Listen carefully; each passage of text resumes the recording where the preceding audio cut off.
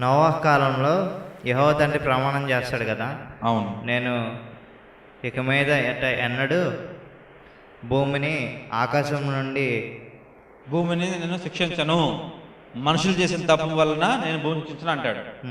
Okay. మరి అట్లాగైతే ప్రస్తుత కాలంలో ఎందుకు జనాలు అకాల వర్షాల వల్ల, వరదల వల్ల చనిపోతున్నారు?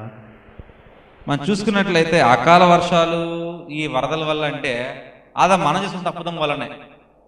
అది మనము ఆ చెట్లు కట్టేయడం వల్ల, ఓజోన్ లేయర్ డిప్లీట్ అవడం వల్ల, యూవీ వచ్చేయడం వల్ల, వర్షాలు రాకపోవటము, కార్బన్ డైఆక్సైడ్ ఎక్కువైపోవటము, మనం చేసుకున్న తప్పు వల్ల అవి వస్తున్నాయి. నదులు తవ్వేస్తున్నాము, ఎక్కడ పడితే అక్కడ గుంటలు అయిపోతున్నాయి, ఊబులు తయారవుతున్నాయి, డ్యాములు కట్టేస్తున్నాం, నీళ్ళు రానివ్వట్లేదు. కాబట్టి వరదలు, తుఫాన్లన్నింటినీ మనం చేసుకున్న తప్పుడు కార్యాల వల్ల, మనం చేసుకున్న విషయాలు బట్టే కానీ ఇంకా దేని బట్టి కాదు. Thank you brother.